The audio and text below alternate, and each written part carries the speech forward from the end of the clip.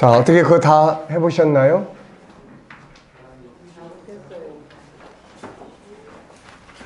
다 안 하셨어요? 예. 보통 이렇게 학생들한테도 해보라고 그래도 잘 안 합니다. 그러니까, 예. 일단은, 예, 우리가 이제 아이들을 대하고 교육하기 위해서는, 이런 부분들을 좀 알아야 돼요. 그리고 더 많이 좀 아는 게 필요합니다.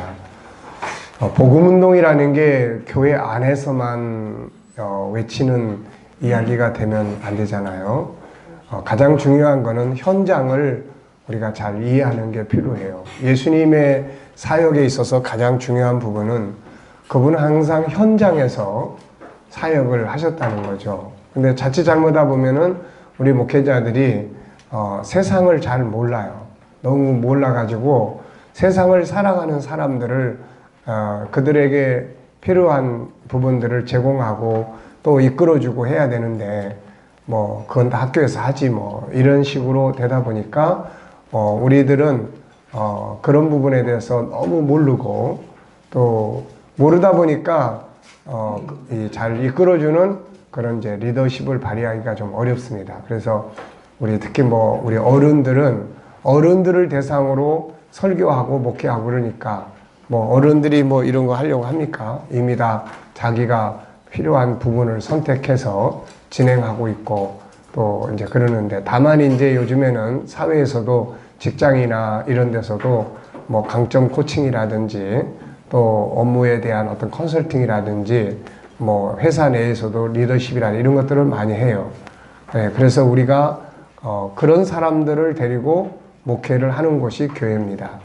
그런데 전혀 잘 몰라가지고 그분들에게 어떤 리더십을 사회 속에서 발휘할 수 있도록 이렇게 이끌어주지 못하면 교회라는 곳이 옛날 시대에 정착해서 멈춰가지고 정체돼서 멈춘 상태에서 더 이상 나가지 못하는 이제 그런 상황들이 되고 그러다 보면 세상 사람들이 하나님께로 돌아오기가 어려워지는 그런 상황들이 되는 거죠. 그래서 이런 부분들을 우리가 적성검사라든지 진로 방향이라든지 사실 부모들이 자기 자녀에 대해서 어떤 진로 상담이나 이런 것들을 목회자들에게 할 때가 있어요. 우리 애는 뭘 어떻게 해야 될지 모르겠어요. 그러면 우리가 해줄 수 있는 건 기도합시다. 기도밖에 못 해주고 뭐 물론 기도가 제일 중요한 거지만 그러나 그분들은 뭔가 이런 부분들에 대해서 좀 이렇게 이야기를 듣고 싶고 아이가 나아갈 방향들이나 이런 것들을 좀 지도자니까 나누고 싶고 이제 이런 마음들을 다 가지고 있는 거죠.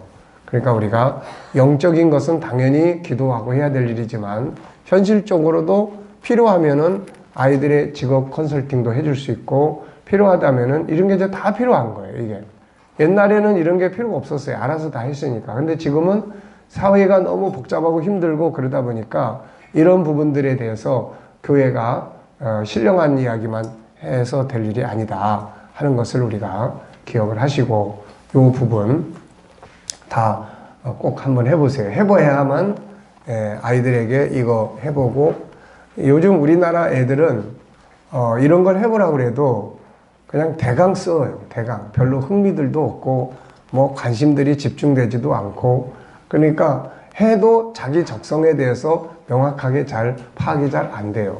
그러니까 진실성이 많이 결여돼요. 우리나라 설문지도 그렇고 이런 것도 그렇고 그래도 안 하는 것보다는 그래도 하는 게 나아요.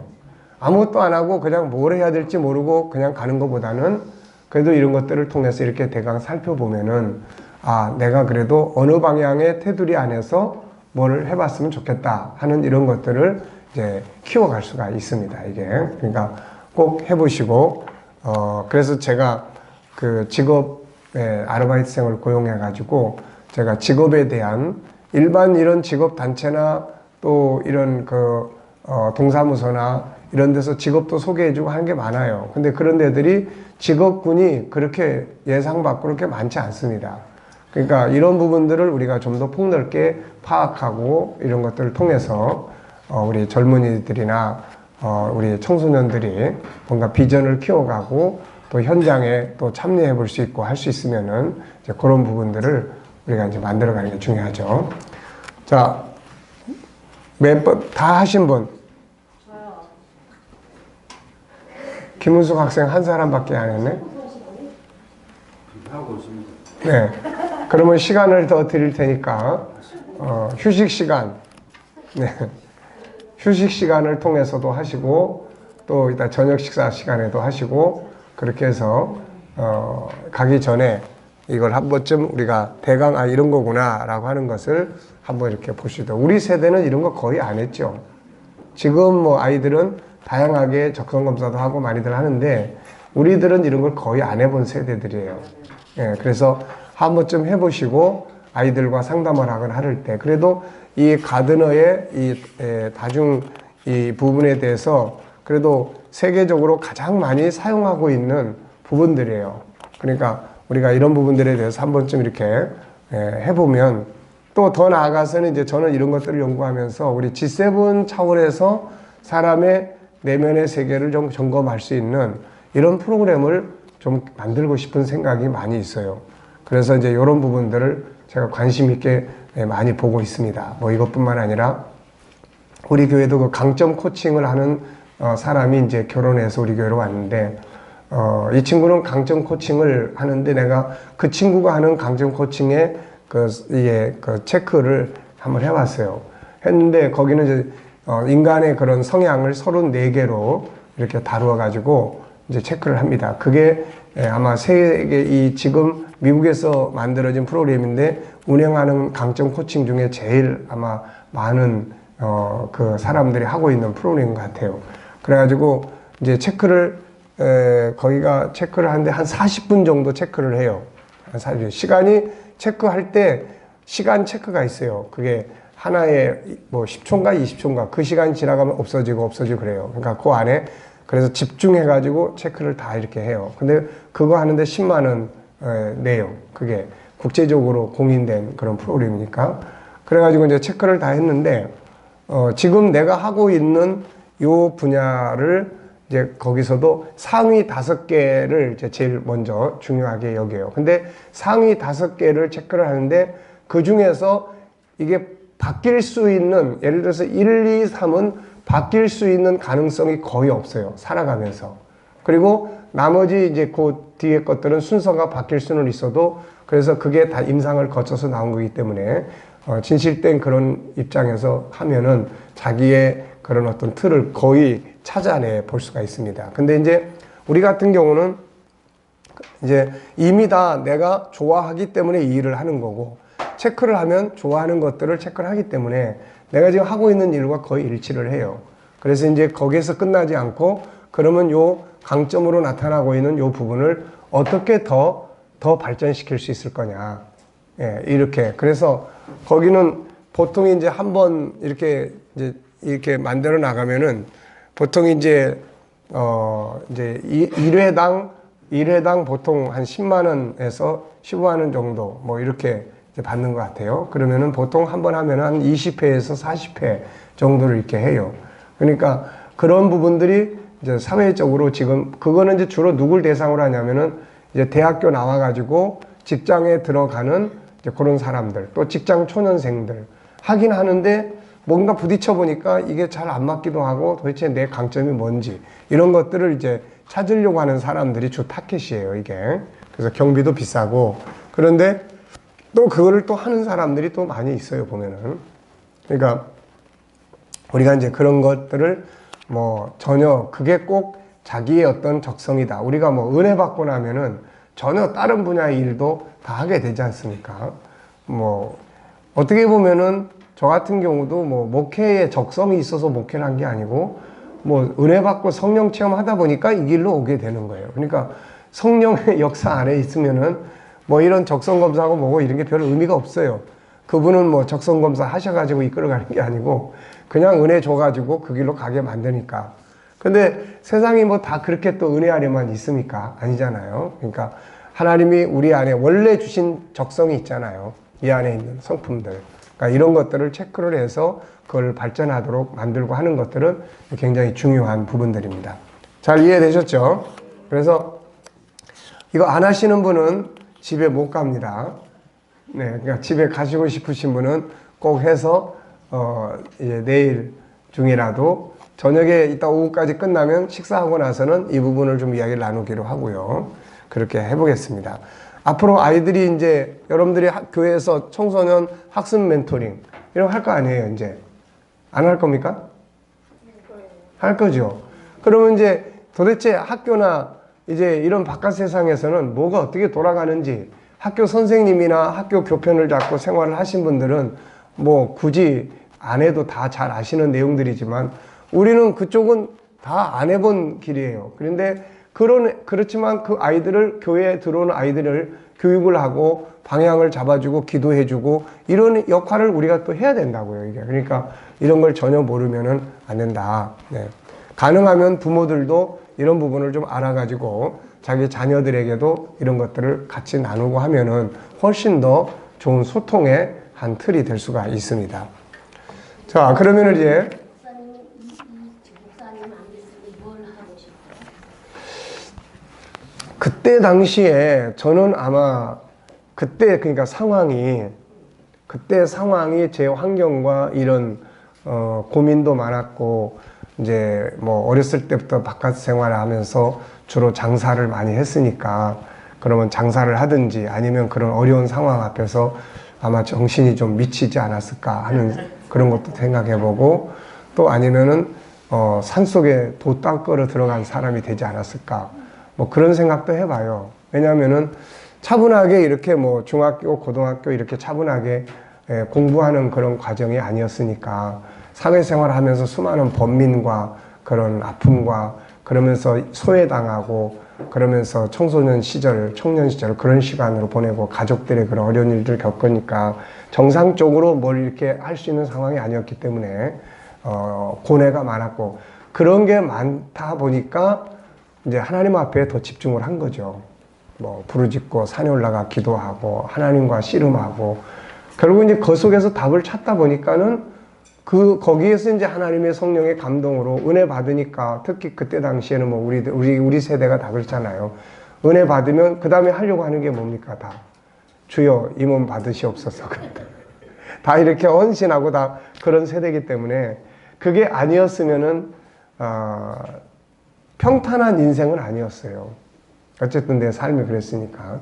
그래가지고 결국은 이제 그 하나님의 이제 길을 걸으면서 그 안에서 내 재능을 이렇게 사용하도록 하나님 이제 인도하신 것 같아요. 목사님이 안 됐다면 지금은 뭐 하고 싶어요? 글쎄, 목회자가 아니었으면은 저는 아마 장사를 계속 하지 않았을까. 사업을. 예, 그런 네, 사업을 아마 계속 하지 않았을까. 그러니까 결국 사업하는 재주밖에 없었으니까 뭐 돈 벌고 밑바닥에서부터 돈 버는 일부터 시작을 해서 어쨌든 정읍에서 초등학교 3학년 때 서울로 식구들이 올라가면서 아버지가 이제 학교 쪽 이쪽에 다 이제 잘 몰라가지고 전학을 3개월 안에 해줘야 되는데 이게 6개월 뒤에 초등학교를 가니까 전학이 안 돼 버리는 거예요.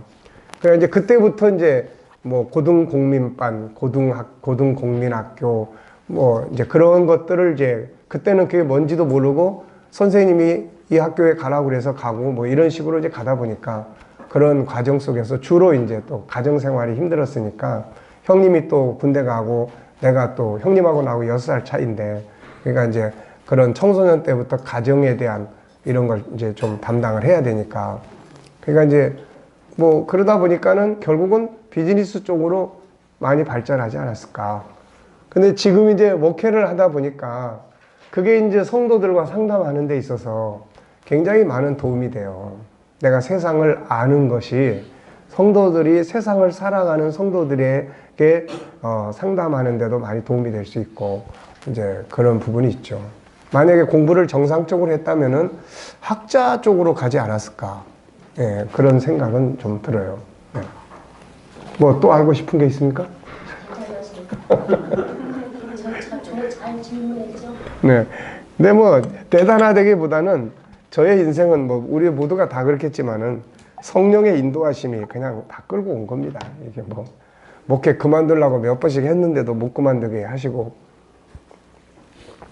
여기까지 데리고 오셨으니까 결국은 지내놓고 보면 이런 것들을 복음 안에서 정리하게 하시려고 하시는, 그러니까 세상 지식이 먼저 이 안에 들어 있었으면, 신학이나 이런 게 먼저 이 안에 들어오면 아마 우리 KDM의 복음운동이 하기가 어려웠을 거예요. 근데 텅 빈 상태에서 먼저 성경, 복음 이런 것들을 연구하고 성경을 연구하고 그걸 집어넣고, 그러고 나서 신학교 가보니까 신학교의 내용들이 뭘 이야기하는지 이제 이렇게 자료로 이해하게 됐고, 그리고 나서 이제 이런 바깥의 심리학이나 교육학이나 이런 것들을 이제 다음에 이제 이런 것들이 다 들어간 다음에 이제 그걸 접하다 보니까 이게 이제 좋은 자료가 될 수 있었던 거죠, 이게. 자, 그러면은 자, 이제 9장으로 넘어가겠습니다. 그래서 이제 다니엘 학습법은 어떻게 보면은 이걸 이제 쭉 정리하다 보니까 이거는 우리 아이들의 정신교육, 어떻게 보면은 다니엘 학습법은 이제 학습을 하기 위한 내면의 세계를 좀 준비시키고 훈련하는 그런 과정이 될 수 있겠다 하는 생각을 이제 하게 됐어요. 그래서 첫째는 뭐예요? 정체성. 두 번째는 이제 절제. 세 번째는 이제 영성. 네 번째는 질문. 다섯 번째는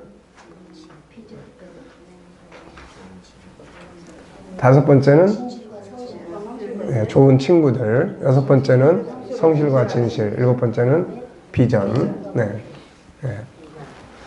그래서 이제 그런 이제 7가지를 기본 뼈대로 이렇게 그러니까 항상 그래요. 저는 뭐든지 다 이렇게 생각합니다. 애들이 과연 그런 걸 잘 할 수 있을까? 저는 100%를 생각하는 게 아니에요.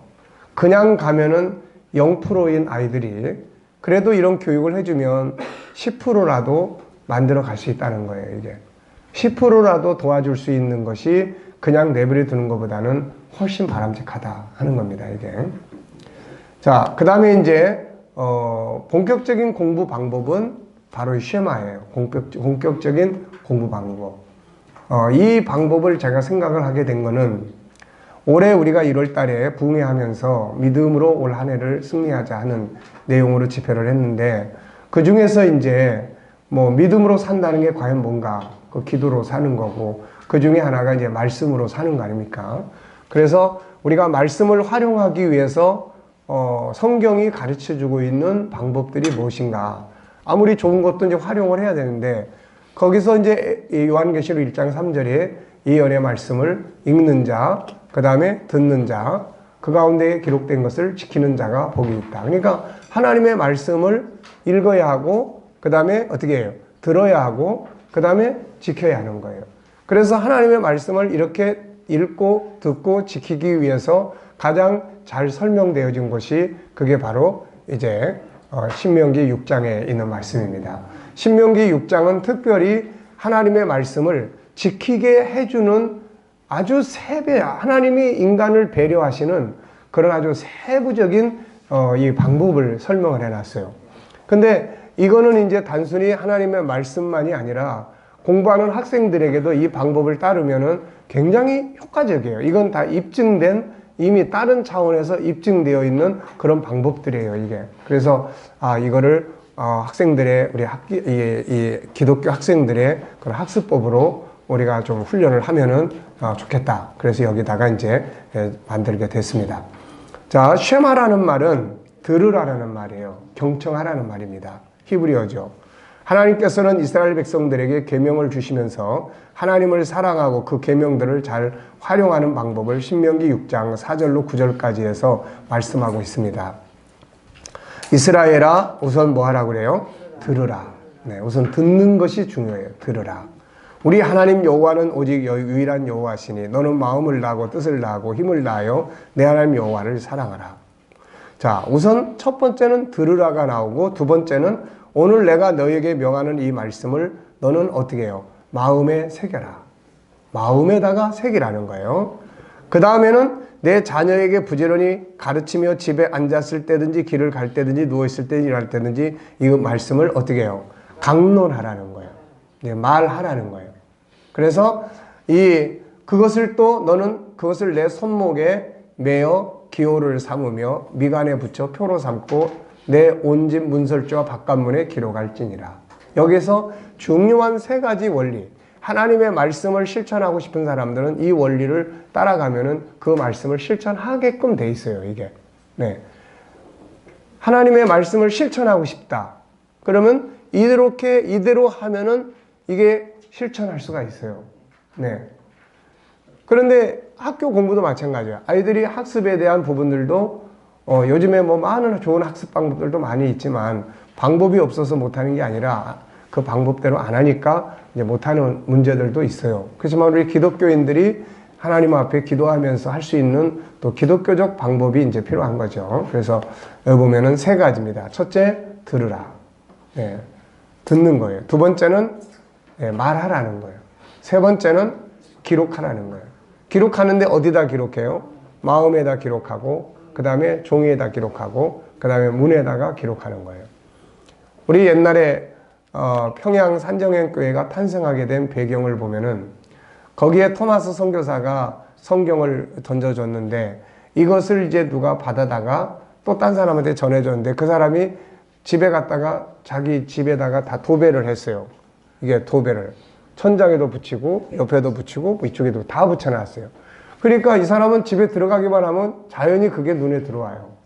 네. 그래서 예수를 믿게 됐고 그 사람이 예수를 믿음으로 그 집이 나중에 산정형 교회가 된 겁니다. 이게. 그러니까 하나님께서 기록해서 마음에 기록하고 가장 가까운 데다가 손목에 들고 다니는 거. 이거는 수시로 그거를 보면 사람은 그게 사진처럼 찍혀서 내면의 세계에 들어갑니다. 내면의 세계에 들어가면은 그게 계속 뇌에서 떠오르게 만들어줘요. 그래서 결국은 그것이 계속 떠오르기 때문에 행동할 수 있는 가능성이 굉장히 커져요. 그래서 우리가 아이들도 이런 학습 방법이 굉장히 도움이 됩니다. 그래서 전체적 내용을 보고 그 중에서 핵심적인 거 요약해서 요약하는 훈련들을 하고 그러면 나중에 한 페이지 안에 있는 게 전체적으로 한번 훑어보면은 큰 틀들이 딱 들어오잖아요. 그럼 요 내용을 기록해서 붙이기도 하고 이제 뭐 필요하면은 다른 도구들을 가지고 이제 활용하기도 하고 그래요. 근데 요즘에는 옛날에는 단어장에다가 써갖고 댕기던 애들이 요즘엔 그거 다 없어지고 뭐 들고 댕겨요? 스마트폰 들고 댕기면서 그것만 쳐다보고 가는 거예요, 이게 다. 예. 지난번에 버스 정류장에 갔는데 버스 정류장에 사람들이 쭉 기다리고 있잖아요. 근데 다 머리 숙이고 있어요, 다. 다 누군가에게 경배하고 있습니다. 이렇게. 전체가 다 줄 서 있는 사람들. 정형외과가 돈을 잘 버시나요? 네. 그러겠네. 정형외과가 돈 잘 벌겠어요. 자, 그러니까 어떻게 보면은 이런 방법들이 원시적인 것 같지만은 이게 가장 인간에게 효과적이고 필요한 방법들이에요, 이게. 자, 그래서 이제 여기서는 듣고 세마학습법은 그래서 이 세 가지는 말씀을 배우고 활용하는 신앙생활에 있어서도 아주 중요한 방법이며 자기 개발이나 심리 치료에도 유익한 방법이며 특히 지금 공부하고 있는 학습법에도 아주 유익한 방법이다. 그래서 본장부터 11장까지 세 가지 내용을 중심으로 한 학습법을 공부하고자 한다. 그래서 이 학습법을 우리가 뭐라고 불러요? 쉐마 학습법이라고 부른다. 그래서 쉐마 학습법은 세 가지. 첫째 뭐예요? 듣기. 두 번째 기록하기. 세 번째 말하기예요. 네. 그래서 이제 우리가 학생들하고 상담을 하고 아이들하고 상담을 할 때 이런 학습법을 기억을 해두면 아이들에게 이 상담을 해 나가면서 필요한 부분들을 도와줄 수가 있어요. 그리고 아이들이 지금 어떤 방법으로 공부를 하고 있는지 이런 것들을 같이 나누다 보면은 이런 방법들을 소개해 줄 수 있고 도와줄 수가 있습니다, 이게. 그래서 예를 들어서 우리가 코칭을 할 때 듣는 쪽에 듣기 방법에다 코칭을 할 건지 말하기 방법에다 코칭을 할 건지 기록하는 방법에다 코칭을 할 건지 그래서 코칭과 접목을 시키면은 듣는 쪽에 코칭을 한다면은 어떻게 듣고 있는지 어떻게 들었는지 들은 것을 어떻게 나눌 수 있는지 이런 것들을 이제 코칭을 통해서 같이 나눌 수가 있는 거예요, 이게. 자, 사람에게는 귀가 두 개가 있고 입은 하나다. 이는 많이 듣고 적게 말하는 뜻이며 귀가 위에 있고 입은 아래에 있다. 이는 먼저 듣고 나중에 말하라는 것이다. 자, 우리가 이런 이제 과정을 공부하기 전에 가장 먼저 해야 될 거는 뭐부터 해야 된다고 그랬어요? 정체성이에요. 우리는 하나님의 사람이야. 그래서 옆에 안 믿는 친구가 있으면은 안 믿는 친구보다는 내가 더 열심히 해야 돼. 내가 더 잘해야 돼. 예, 이런 개념이, 이런 사명감이나 이런 마음 자세가 먼저 만들어지도록 해야 된다는 거예요, 이게. 단순하게 학습 방법만이 이야기하는 게 아니라 그런 내면의 정체성이나 거기에 대한 자기 책임감이나 이런 것들을 계속 일깨워주는 것이 이게 우리가 해야 될 학습법에 있어서 제일 중요한 것입니다, 이게. 자, 그래서 야고보서 1장 19절에는 뭐라고 이야기했어요? 듣기는 속히 하고 말하기는 더디하며 성내기 더디하라. 그래서 세상의 모든 일은 먼저 어디서부터 출발합니까? 듣는 데서부터 시작이 돼요. 인간관계, 비즈니스, 화학, 과학, 철학, 문학, 정치 등 뭐든지 다 먼저 듣는 것을 잘해야 된다. 학습도 마찬가지다. 학습의 기본은 잘 듣기다. 이건 뭐 누구나 다 잘 아는 거예요. 그러면서도 잘 안 하는 게 이거예요. 특히 요즘에는 선생님이 이야기해도 아이들이 잘 안 듣죠. 엎드려서 자거나. 그러니까 그런 것들을 고치기 위해서 이런 학습 코칭이나 멘토링이 필요한 거예요, 이게. 이걸 통해서 아이하고 그렇게 하지 않기로 약속을 하고 올바르게 해서 자기의 이 학습적인 성과를 높이겠다고 서로가 이 계획을 짜서 진행을 할 수 있어야 돼요. 그런 사람들하고 지금 이야기를 하는 거예요. 그냥 아무 생각도 없고 목표도 없고 가서 그냥 의미도 없이 들어놓는 애들하고 이걸 하는 게 아닙니다, 지금. 그러니까 그런 부분들을 통해서 이 4개월 동안 아이들의 뭔가 학습의 태도를 바꾸고 생각을 바꿀 수 있는 이런 것들을 우리가 해야 된다는 거예요. 자, 그래서 앞부분에서 이제 서약서라든지 그 설문지라든지 이걸 철저하게 잘 하셔야 돼요. 요거를. 지난번에도 이제 저도 처음 하면서 서약서를 다 펼쳐보게 했고, 너네들이 오늘 여기에 참여하게 된 것은 어떻게 된 거야? 어떻게 온 거야? 그랬더니 엄마가 가보라고 그래서 왔어요. 이런 애도 있고, 친구가 오니까 나도 그냥 따라와 봤어요. 이런 경우도 있고, 그렇다면 이제부터 잘 생각을 해라. 만약에 친구가 따라왔든 뭘 하든 내용은 이런 건데 이거를 너희들이 하고 싶은지 안 하고 싶은지, 자기가 하고 싶은 마음이 전혀 없으면은 이거 쓰지 마라. 쓰지 말고 오늘 그냥 처음 시간 가진 것으로 끝나는 게 좋다. 그렇지만은 뭔가 이렇게 왔든 저렇게 왔든 자기의 학습에 변화를 주고 싶은 사람은 이 서약서를 써라. 그 대신 썼으면 이대로 우리가 같이 지켜야 되고, 중간에 이대로 안 할 경우에는 이제 퇴학시킨다. 그래서 이제 지들이 다 썼어요. 3명인데 3명이 다 썼습니다. 그래서 이제 앞으로 이 교육을 진행해 보면은 어떤 결과가 나올지 저는 이제 기대를 많이 하고 있습니다. 물론 생각지 않은 실망감을 엄청 많이 얻게 될 거예요. 항상 우리는 아이들과의 관계는 항상 뜻하지 않은 실망감이 이게 엄청 많으니까 그런 게 올 때 이상한 일 당하는 처럼 생각하지 말고 그게 자연스러운 일이라고 생각을 하고, 그 다음에는 그러면 이런 상태에 있는 아이를 내가 어떻게 다룰 것인지에 대해서 더 기도하고 연구하고 그렇게 해나가면 돼요. 아시겠죠? 자, 그래서 학습의 기본은 잘 듣는 거다. 잘 듣지 못하면 흥미를 잃어버리고 필요한 질문도 할 수 없고 응용할 수도 없다. 그래서 쉐마 학습법의 첫 번째 요소는 잘 듣기다. 듣는 것도 아무렇게나 들어서는 효과가 없다. 그것이 이해가 되고 공감이 되고 자기 안에 들어와 기억이 되고 그리고 자기 삶에 응용이 되어야 효과가 있다. 그러므로 잘 듣는 훈련을 해야 한다. 현재 어떤 과목이 싫은 상태에 있거나 재미가 없거나 하고 싶지 않다면 일단 듣는 귀가 닫혀 있기 때문에 그렇다. 친구들의 이야기를 들을 때는 어떻죠? 재미있죠. 그래서 아주 열심히 듣습니다. 재미있는 노래를 들을 때는 어떻습니까? 아마도 놓치지 않고 들으려고 할 거다. 그래서 그것이 마음에 남게 되고 그것이 삶에 영향을 주는 것이다. 저는 이제 가끔가다 성적이 떨어져서 고민하는 애들을 이제 멘토링 할 경우가 있어요. 그럼 이제 얘들하고 이야기를 쭉 나누면서 다양한 질문들을 하게 돼요. 그러면서 이제 가장 많이 다루는 것이 왜 떨어지게 됐는지 원인 찾기예요. 원인 찾기. 언제 어디서부터 이렇게 출발이 됐는지. 그러다 보면은 관심이 없는 데서부터 떨어지는 경우가 많이 생겨요. 관심 없이 들으니까 안에 아무것도 안 들어오고, 관심 없이 그거를 공부하다 보니까 막상 시험 보니까 하나도 못하는 거예요, 이게. 그래서 그런 부분들을 이제 찾아내는 거죠. 자, 학습은 어떤가? 일단 듣기 싫다는 생각이 뇌에 입력되어 있으면 아무렇게나 듣죠. 그러다 보니 마음에 들어오지 않습니다.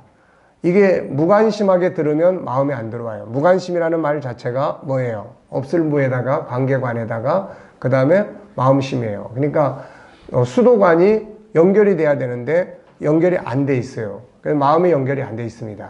그래서 묵상을 하고 또 명상을 하고 이런 것들 생각을 하는 훈련을 시키는 이유들이 다 그런 거예요. 자, 그래서 결국 죽음 공부를 하고 있는 거죠. 그러므로 잘 듣는 훈련을 해야 한다. 그래야 살아있는 내 공부가 된다. 어떻게 하면 잘 들을 수 있을까? 우선 준비가 필요해요. 이거는 우리가 평상시에 신앙생활도 똑같습니다. 프리액션을 잘 해야 돼요. 주일날 예배를 드리러 오는데 아무 준비 없이 교회를 오면 마음이 닫혀 있습니다. 그래서 미리 준비하는 것이 굉장히 중요하죠. 주일날 와서 예배 드리는 사람이 토요일날 밤 늦게 밤 1시, 2시까지 주말 영화 보고 그러다 보면은 주일날 교회 오면 이제 예배 시간에는 반드시 뭐 하게 돼 있습니까? 졸게 돼 있어요. 반드시 졸게 돼 있습니다. 그러니까 정신이 멍청해지는 거예요. 흐리멍텅해지는 거야, 이게. 그러니까 이거는 살아있는 예배를 드리려고 하는 게 아니에요. 하나님과의 영성 재능을 높이려고 할 때는 이런 생활 패턴을 다 체크를 해서 이걸 다 바꿔야 돼요, 이거를. 생활 패턴을 안 바꾸면 하나님과의 관계에서 이 영성 재능을 절대로 발전시키지 못합니다. 하나님의 음성을 듣는 방법도 우리가 훈련을 해야 되고, 내가 하나님께 말씀을 올리는 것도 훈련을 해야 되고, 그러니까 영성 재능이라고 하는 것이 발전을 하려면은 그런 생활 패턴, 영적인 삶을 살아가는 생활 패턴을 다 체크를 해야 돼요. 그래서 그런 것들을 수정을 하면 더 영적인 게 더 깊어져요. 실제적으로 하나님과 더 깊어지고 하나님과 소통이 더 깊어지고 은혜 받게 되고 이렇게 돼요. 이게 같은 예배를 드려도 찬양에 집중을 안 해. 그러면 성가대가 찬양하는 건 그 사람들의 노래지 지금 내가 은혜 받는 찬양이 아니에요. 그러니까 이런 것들 하나하나가 우리가 영성 재능을 개발해야만 효과적인 살아있는 예배를 드리게 돼요. 우리가 꿈꾸는 예배가 뭡니까? 제가 꿈꾸는 예배는 성도들이 교회에 와서 부활의 주님, 살아계신 주님, 그 가운데 계시는 주님을 다 경험하고 돌아가는 거예요. 그래서 그들이 가가지고 내가 오늘 예배를 통해서 난 이렇게 일하신 주님을 만났어. 이거를 말할 수 있도록 해야 된다는 거예요, 이게. 그래서 제가 그런 예배를 지금 꿈꾸고 있습니다. 주님은 지금도 살아계셔서 일하시는데 와서 졸다 가고, 무관심하게 집에 생각만 하다가 아무 은혜도 못 받게 가고, 내 심령 속에서 치료하려고 역사하시고 살아서 일하시는데 그분을 못 만나고 가고, 이런 것들을 보면은 너무 안타까운 거예요, 이게.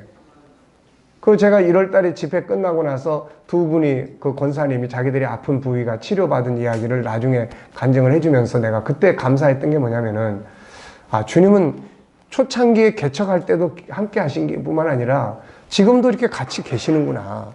근데 지금도 같이 계시는데 문제는 우리가 있는 거예요, 우리가. 그럼 어떤 사람은 치료를 하고 어떤 사람은 안 해. 주님이 그 자리에 분명히 계시는데 어떤 사람은 만져주시고 어떤 사람은 안 만지고 그냥 가시는 거예요. 그러니까 이런 것들이 바로 오늘 우리가 예배를 드려도 산 예배를 드려야 되는 의식과 형식, 이벤트. 이거는 그냥 행사예요, 행사. 그분이 거기 계셔도 몰라요, 그거. 아무 상관없습니다. 우리 설교자도 마찬가지예요. 내가 내 설교를 통해서 은혜를 받냐는 거예요. 내가 그날 설교를 하는데 내가 그 예배를 통해서 내가 어떤 은혜를 받고 있냐는 거예요. 그 예배를 통해서 주님이 일하시는데 어떤 걸 통해서 주님이 내가 그 주님을 그 예배 시간에 통해서 만나고 있다는 거예요, 이게. 네. 그러니까 제일 불쌍한 목회자가 누구냐면은 성도들에게 은혜를 끼치면서 자기는 전혀 은혜 못 받는 목사들이에요. 자기는 전혀 은혜를 못 받아. 성도들에게는 계속 은혜를 끼쳐요. 근데 자기는 전혀 은혜를 못 받아요. 이게 얼마나 불행한 목회자들입니까, 이게. 내면의 세계가 항상 공고하고 텅 비어있고 큰 소리 뻥뻥 쳐도 내면의 세계 속에는 항상 라우디게아 교회 같이 그렇게 빈곤해져 있는 거예요, 이게. 그러니까 이런 게 되지 않기 위해서는 예배를 통해서 내가 새벽에 예배를 통해서 또 우리가 공예배를 통해서 어떤 모임을 통해서 내가 은혜 받는 것을 만들어야 되는 거예요, 이게. 이해됩니까? 그렇게 하기 위해서는 그걸 하기 위한 영성 재능이 발전을 해야 되는데 그 중에 하나가 프리액션이에요, 이거. 인생을 살아가는데도 마찬가지예요. 아이들이 학교 가서 선생님들의 강의를 듣는데 잘 듣기 위해서는 사전 준비가 필요한 거예요. 사전 준비가. 그러니까 이런 부분에 대한 지혜를 부모가 가지고 있다 그러면은 아이가 학교 가는데 숙제가 중요한 게 아니에요. 그게 중요한 게 아니라 가서 잘 들을 수 있는 준비를 해주는 겁니다. 이게 잘 들을 수 있는 준비. 네.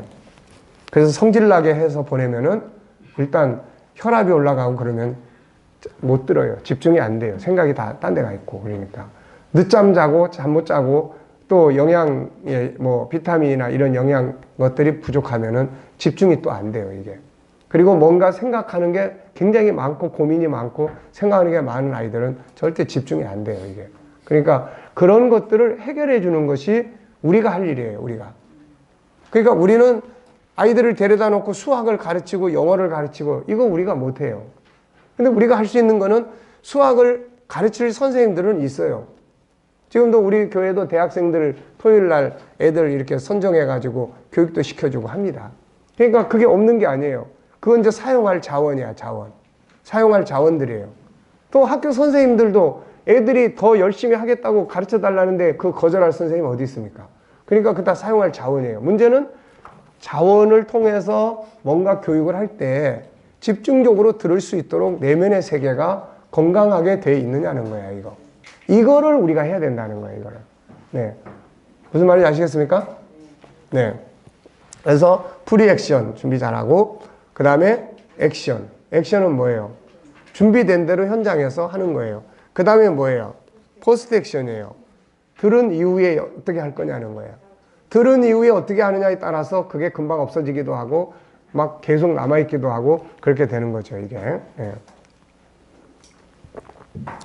자, 프리액션이라는 게 뭔가? 원래 이게 어디서 나오는 말이라고 그랬어요? 예, 프로덕션, 영상 제작에서 나오는 말이에요. 프리프로덕션은 사전 준비입니다. 뭐 시나리오 작성도 하고 뭐 배우 캐스팅도 하고 뭐 현장 또 답사도 하고 뭐 예, 그래서 준비할 게 굉장히 많지 않습니까? 그래서 감독 뭐 또 그런 뭐 이제 준비하는 PD들 또 그다음에 뭐 시나리오 작가에서부터 시작해가지고 다 준비가 돼야 돼요. 영화를 만든다면 카메라로 찍기 전에 미리 준비할 게 많아요. 사진도 미리 이런 것들을 그 뭐예요? 그림을 다 그려서 이 카트를 다 해놓지 않으면은 나중에 가서 그냥 찍으면은 쓸 사진 아무것도 없어요. 이거. 네. 그래서 우리 영상 해봐서 알잖아요. 이거. 나가지고 잔뜩 찍었는데 막상 편집할 때 보니까 찍을 사진이 없는 거예요. 네. 제가 그때 앨범에다가 내 사진을 넣기 위해서 교회에서 30분, 1시간인가 계속 찍었어요. 근데 쓸 사진이 하나도 없어. 그래서 나중에 공원에 가가지고 서울공원에 가서 또 2시간 찍었어. 2시간 찍었는데 나중에 딱 한 장. 네.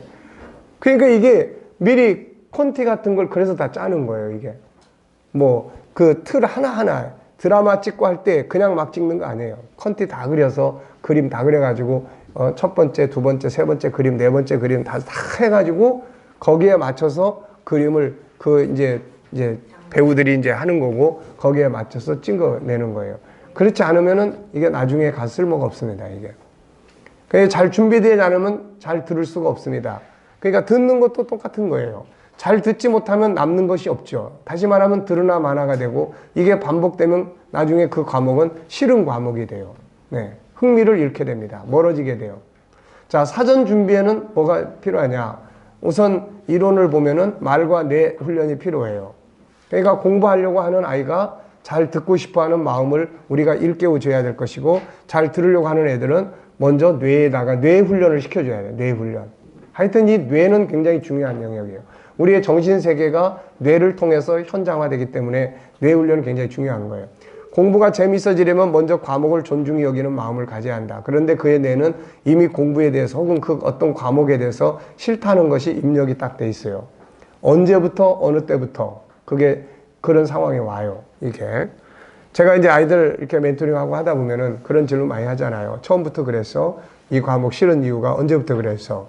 그러면은 어떤 아이는 과학을 굉장히 싫어하는데 그 이유가 뭐냐면은 처음엔 과학이 좋았어요. 근데 그 다음에 선생님이 바뀝니다. 선생님이 바뀐 다음에 선생님이 계속 야단치고 벌주고 그러니까 선생님이 아주 무서운 분이 돼버렸어요. 그러다 보니까 이 아이는 점점 과학을 싫어지기 시작했고 과학 시간이 되면은 교실에 들어가기도 싫어지기 시작했어요. 그래가지고 결국 과학이 싫은 과목이 돼버린 겁니다, 이게. 그러니까 이해가 안 되는 상황에서 억지로 가려고 하면은 그 다음에는 얼마 안 가면 이건 싫어지는 과목이 돼요. 근데 학교에서는 아예 하나하나에 맞춰서 이해가 될 때까지 기다려 줄 수 없잖아요. 이해되는 아이들을 중심으로 과목은 계속 진행되고 있고, 이 아이는 이해 안 돼 플러스 이해 안 돼 플러스 이해 안 돼 플러스 더 안 돼 플러스 그 다음에 곱하기 되니까, 그 다음에 이제 어느 학기에 가면 완전히 이거는 이제 싫은 과목, 아주 그냥 그 과목만 있으면은 학교 가기도 싫은 이런 데가 돼버리는 거예요. 그러니까 이런 것들을 기본적으로 하나씩 이제 바르게 세워주는 것이 우리의 몫이에요. 교회가 하는 멘토링은 수학 가르치고 영어 가르치고 이런 게 아니고, 이런 것들을 하나씩 다듬어주고 내면을 준비시켜주고 할 수 있겠다고 하는 용기를 만들어주고 잘 할 수 있는 방법들을 실험해보게 하고, 이제 이런 것들이 우리가 할 일이죠. 자, 그래서 뇌를 우선은, 그래서 가장 먼저 해야 될 일은 뇌 속에 입력되어 있는 싫어라고 하는 생각을, 공부는 좋은 것, 소중한 것, 과목은 좋은 과목, 그 과목이 내게 주는 유익 장점은 이런 것들이야를 외쳐서 부지런히 외쳐가지고 이게 내 뇌에 입력을 시켜야 돼요. 그래서 국어 그러면은 전에는 너무 싫었는데 지금은 국어 그러면은 국어 굉장히 좋은 과목이야 라는 생각이 먼저 떠오를 수 있도록, 이 작업을 먼저 해야 돼요. 이 작업을. 예, 그러려면은 이제 얘한테 우리가 뭘 해줘야 돼요. 국어가 왜 필요한지, 예, 국어가 어떤 유익을 주는지. 제가 이제 춤추는 아이가 하나 있었어요. 중학교 2학년짜리인데 얘는 이제 춤을 춰. 그래서 지금도 춤 학원 다니고 그러는 아이예요. 그래서 이제 춤을 추는데 내가 볼 때는 조금 이제 지가 좋아는 하는데 과연 이걸로 갈 수 있을까라고 하는 의문점이 좀 들지만, 그래도 지가 그걸 좋아하고 해보려고 하니까 가족들도 계속 적극적으로 후원해주고 그러는데, 그러면 이제 제가 이제 얘한테 사람은 항상 내가 지금 가려고 하는 것이 안 됐을 때는 그 다음 차선책을 같이 준비를 하고 가야 된다. 네가 만약에 앞으로 춤을 추는데 이게 네가 생각대로 안 됐을 때는 이걸 가지고 무엇을 응용할 수 있겠니? 그래서 이제 뭘 한 가지를 준비하도록, 그것이 이제 네가 학업을 소홀히 하지 말아야 될 이유다. 지금은 네가 춤만 잘 추면 되는 것 같지만은 이게 춤이 잘 안 됐을 때는 네가 이 학업을 통해서 제2차적인 것과 지금 춤추는 거를 연결시켜서 할 수 있는 걸 만들어내야 되는데, 그렇게 하려고 하다 보면 네가 지금 학업을 잘하진 못해도 어느 정도 수준은 지켜갈 수 있도록 노력을 해야 된다. 그런데 걔가 국어를 제일 못해. 그래서 이제 제가 걔한테 국어가 왜 중요한지를 설명을 했어요. 자, 너는 지금 춤을 추고 싶어서 돈을 많이 들여서 춤을 추는데 기계적인 춤이 있고 창조적인 춤이 있다. 기계적인 춤이라는 건 학원에서 가르쳐주는 그대로 익숙하게 배워서 추는 춤인데, 이거는 보편적인 춤이다. 너네 학원에서만 해도 같은 춤을 배우는 애들이 많지 않냐. 똑같은 춤을 딴 데서도 많이 배운다. 그럼 이거는 가치가 떨어져. 그러려면은 네가 창의력적인, 처음에 기초는 배우지만 그 다음에는 창의력적인 춤을 네가 만들어내야 돼.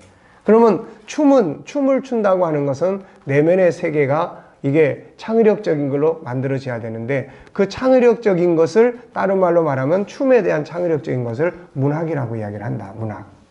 문학을 잘 하려면은 뭐가 필요하냐? 국어를 해야 된다. 시도 알아야 되고, 또 그런 것들을 만드는 또 어떤 그 소설도 알아야 되고, 또 언어에 대한 것도 알아야 되고 해야 네가 나중에 너의 춤을 만들어낼 수 있다. 그러니까 얘가 굉장히 그 말을 들으면서 공감을 했어요. 그러니까 그냥 국어를 하라고 그럴 때는 그냥 싫은데, 이게 춤을 추는데 자기가 창의력을 만들어내기 위해서 문학적인 요소가 있어야 된다. 여기에는 공감을 하는 거예요, 이게.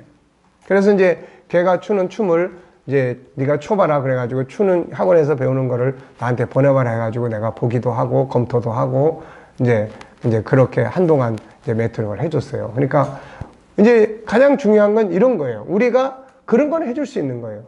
국어를 뭐 몇 페이지서부터 몇 장까지 가르쳐 줄 수는 없는데, 그런 가르치는 건 선생님이 다 할 수 있는 거예요. 학교에서 다. 그리고 뭐 필요하면은 인터넷 강좌도 들을 수 있고, 필요하면은 뭐 선배들을 통해서 할 수도 있고, 다 할 수 있어요, 자원은. 근데 중요한 거는 이걸 왜 해야 되는지, 이걸 내가 왜 들어야 되는지, 재미없는데 이런 것들은 우리가 컨설팅이나 멘토링을 통해서 이걸 도와줄 수 있다, 그런 이야기예요. 이게 무슨 말인지 아시겠죠? 자, 그래서 이 공부는 이래서 필요한 거야 라고 하는 게 필요성에 대한 내용이 뇌에 입력이 딱 돼줘야 돼요, 이게.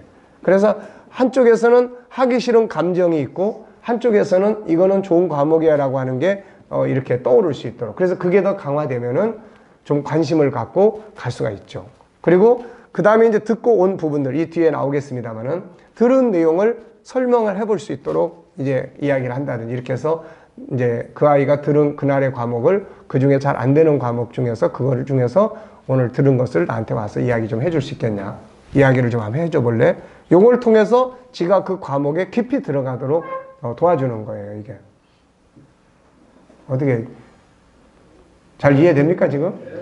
네. 이거 그냥 나온 이야기 아니고 애들 멘토링 하면서 임상 통해서 나온 이야기들이니까 여러분들이 한번 꼭 해보시면은 아마 많이 도움이 될 수 있을 거예요. 자, 이 밑에 이야기는 여러 번 나온 이야기예요. 그래서 정체성이 어떻게, 뇌가 무엇을 입력하고 있느냐에 따라서 바보도 되고 천재도 되고, 천재의 재능은 이미 우리 안에 다 있기 때문에 이런 걸 활용할 수 있는 겁니다. 자, 넘어가겠습니다. 그래서 삶을 바꾸는 말의 힘, 우리가 많이 읽어봤어요. 사용하는 언어 한마디를 바꾼 결과, 미국의 회사에서 그들이 사용하는 단어 하나를 바꿈으로 인해서 사람들의 모습이 달라지게 되고 행동이 달라지게 되면서 회사가 손해보던 것들을 이제 손해보지 않게끔 됐다. 이게 굉장히 중요한 거예요. 우리들이 주로 체험할 수 있는 게 뭡니까? 예비군복을 입었을 때하고 우리 신사복을 입었을 때하고 차이점. 우리 남자들은 많이 아실 거예요.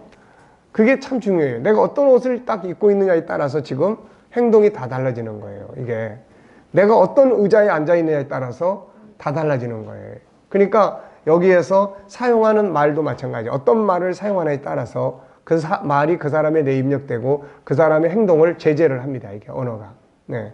그래서 여기에서도 이 회사에서도 기사 아저씨, 기사, 뭐 김기사, 뭐 아저씨 이런 것들이 장인으로 이름을 바꿨을 때 말 한마디를 바꿨는데 그게 나중에 인식되기 시작하면서 그 사람들을 전문 기술자로 움직이게 만들었고 그것이 그런 이제 물건을 다룰 때 장인처럼 다루게 만드는 이야기예요. 자, 밑에 보면 어떤 박사학위를 받은 사람 이야기인데 이 사람은 사업을 해서 박사학위가 필요 없는 사람이었어요. 그런데 박사학위를 취득을 했습니다. 나중에 사연을 알아보니까 그 어머니가 항상 이 아들을 부를 때마다 김 박사, 김 박사 불렀어요. 그래서 이 사람은 항상 그게 뇌에 입력이 돼 있어요.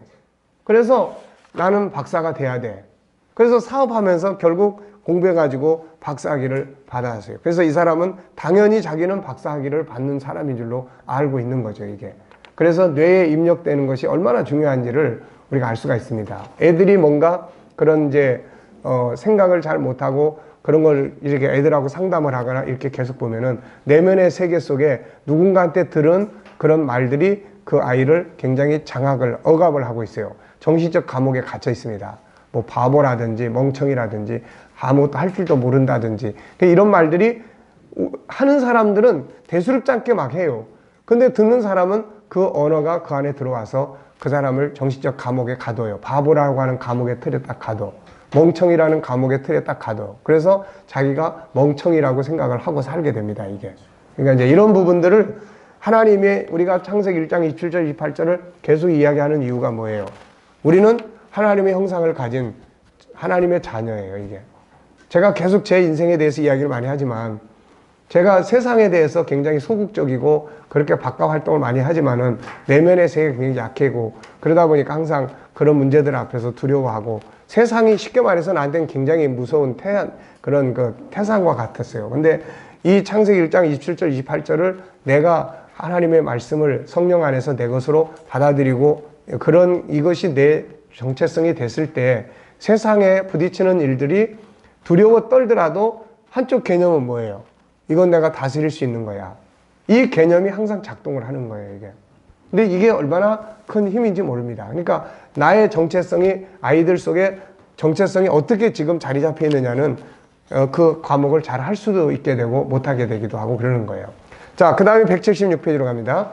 자신의 내면을 건강하게 해야 된다. 여러 가지 상황과 환경이 복잡한 상태로 인해 마음에 아픔이 있거나 갈등이 있으면 잘 들을 수가 없죠. 그래서 이런 문제가 있으면 먼저 상담과 셀프 힐링을 통해서 마음을 치유해야 됩니다. 그래서 지금 이 학습 멘토링은 반드시 상담을 다 해야 돼요. 반드시. 그래서 상담을 하기 위해서는 분기에 한 번쯤이든 아니면 두 달에 한 번쯤이든 계속 설문지를 줘서 어떤 갈등이 있는지 이런 걸 체크해야 돼요. 부모와 갈등이 있는지, 친구와 갈등이 있는지, 선생님과 갈등이 있는지, 어떤 내면의 고민과 걱정거리가 있는지 이런 게 있으면은 집중을 못 합니다, 이거.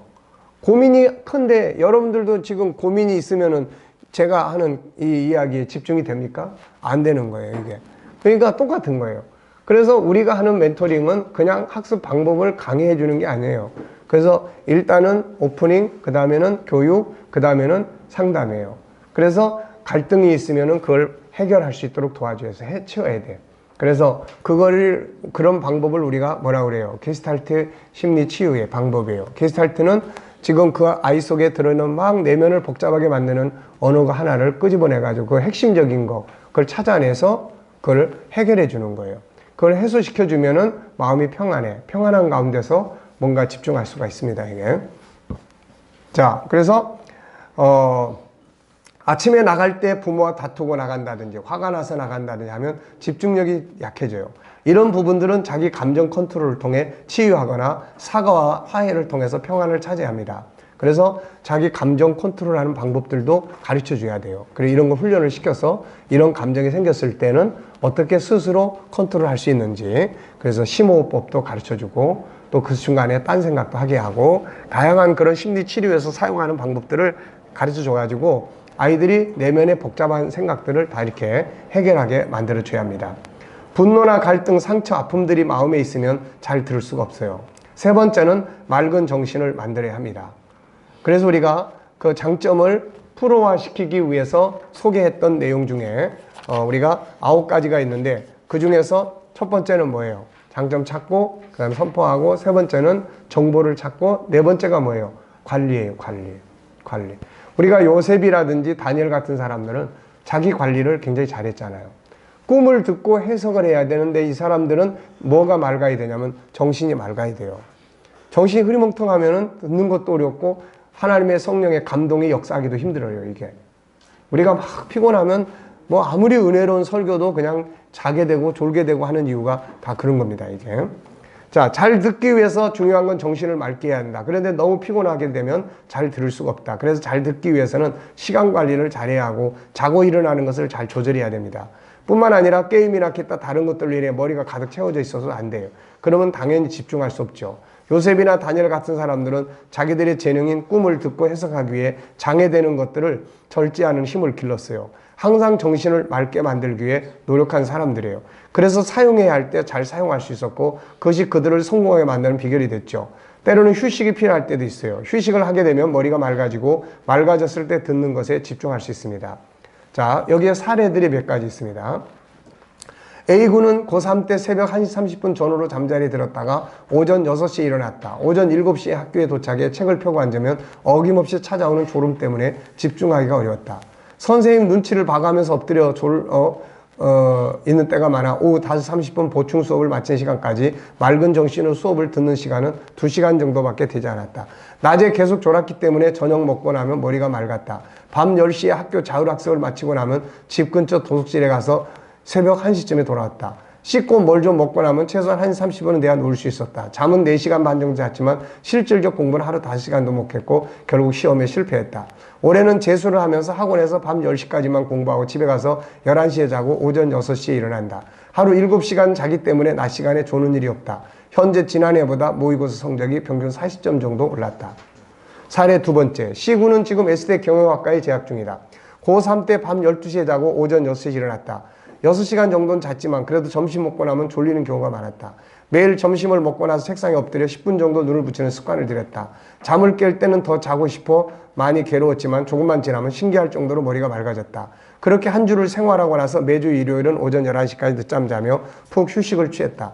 토, 일요일은 집 근처 헬스장에 가서 1시간 정도 집중적으로 운동을 했다. 평일에는 자기 전에 10분씩 스트레칭을 했다. 운동을 하면 낮 시간에 피로감을 덜 느낄 수 있어서 거의 하루도 빠짐없이 스트레칭을 했다.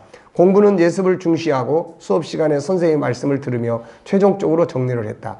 예습을 했기 때문에 수업 시간은 복습 시간처럼 활용할 수 있었다. 수능 시험에서 원점수로 488점을 받았고 원하는 경영학과에 합격을 했다. 집중과 휴식의 조화. 공부를 잘하는 학생은 일반적으로 몰입과 휴식, 긴장과 이완 사이의 전환이 자유롭고 공부를 할 때는 폭발적 집중력을 발휘한다. 한 과목을 붙잡고 오래 앉아있는다고 공부를 많이 할 수 있는 것은 아니며 공부한 내용을 오래 기억할 수 있는 것도 아니다. 집중해서 공부하고 사이사이에 휴식을 잘 취하는 학생이 생활에 활력을 유지할 수가 있고 건강하다. 자, 그래서 피곤하지 않도록 자기를 관리하는 것이 이게 아주 중요해요. 이게 우리 목회자들도 마찬가지예요. 우리 목회자들이 항상 비몽사몽간에 있으면은 이건 계시도 아니고 이게 안 됩니다. 이게 그러니까 우리는 새벽기도 무조건 해야 되지 않습니까? 새벽기도. 특히 저 같은 경우는 한번 이렇게 쓰러지고 다운되고 막 그러고 난 뒤에는 어느 만큼의 시간을 이렇게 자거나 휴식을 취하지 않으면 그냥 일이 안 돼요. 몽롱해가지고 이게. 그래서 저는 보통 이제 저녁에 10시를 안 넘깁니다. 10시. 9시 반이면 의도적으로 그냥 특별한 일이 없는 날은 그냥 무조건 9시 반이면 들어가서 자요. 들어가서 자면은 이제 새벽 4시 이때쯤 이제 깨도 전혀 문제가 없어요. 그러면 이제 그 시간에 그렇게 해가지고 새벽기도 마치면 기도하고 나서 이제 1시간, 1시간 반 기도하고 나면은 서재에 들어가서 이제 한 8시까지 이제 글 쓰고 그리고 이제 8시 점심 먹고 아침 운동하러 나가요.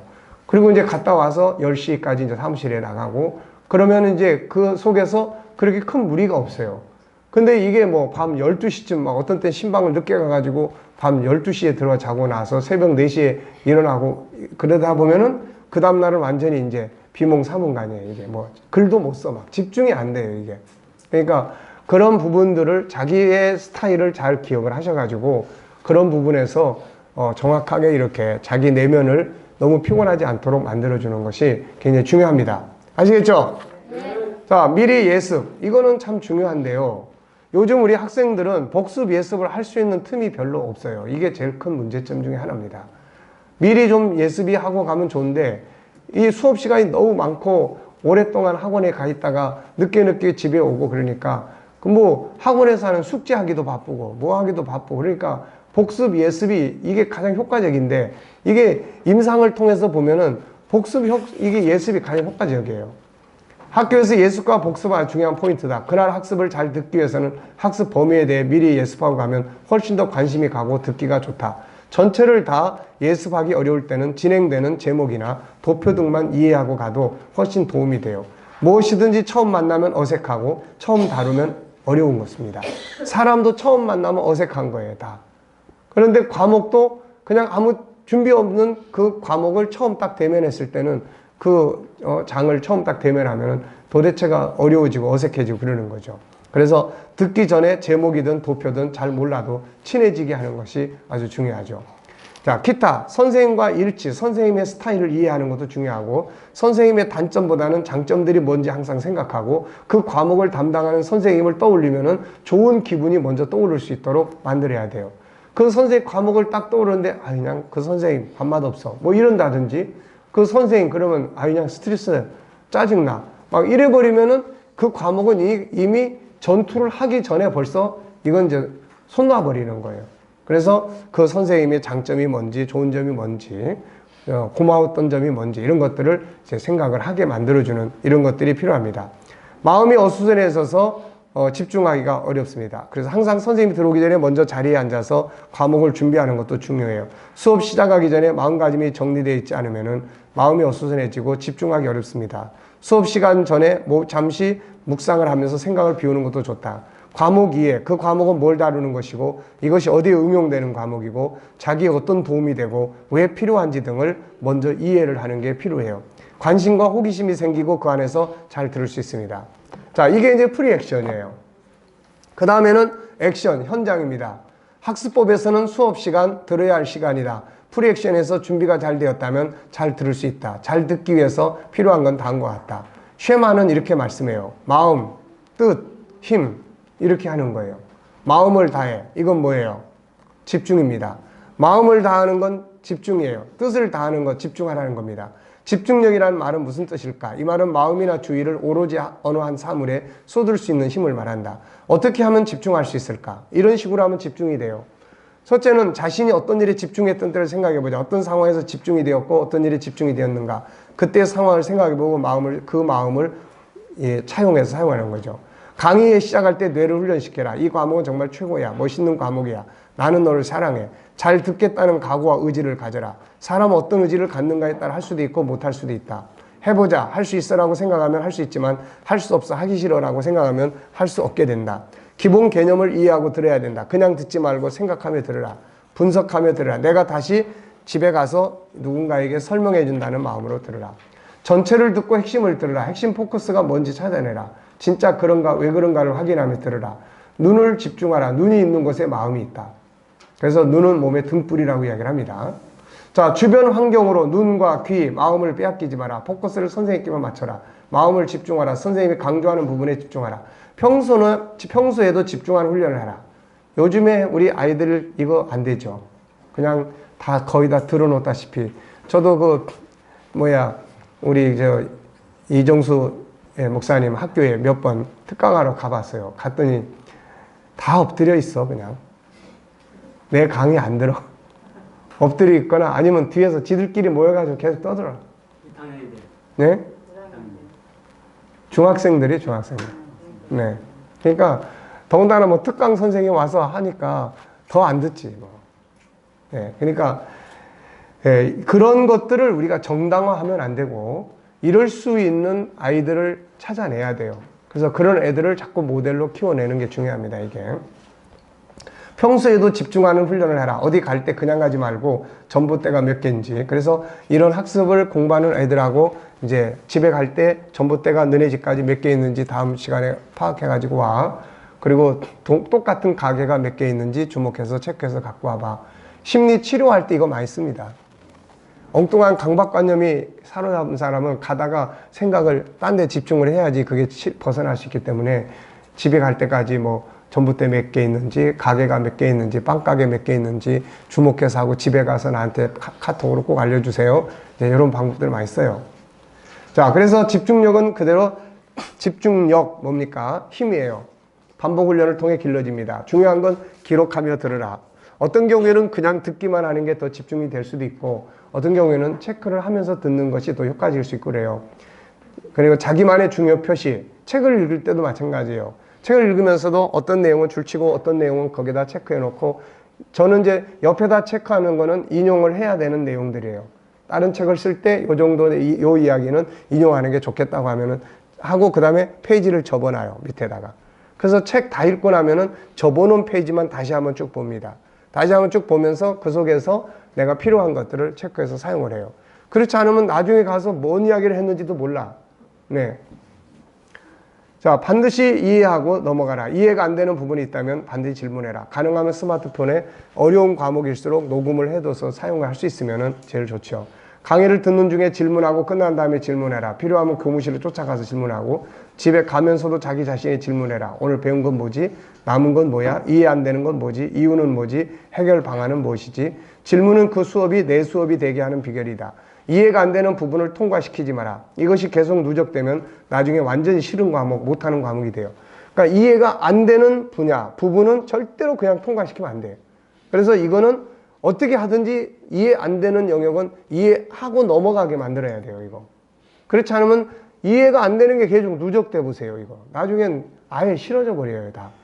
자, 포스트 액션입니다. 이 부분은 이제 들은 다음에 어떻게 할 것인가에 대한 이야기인데 다시 듣기, 요약 정리하기, 복습 말하기, 누군가에 가르치기 전부 다 쉐마에서 나오는 이야기인데 이 부분은 다음 시간에 정리를 하겠습니다.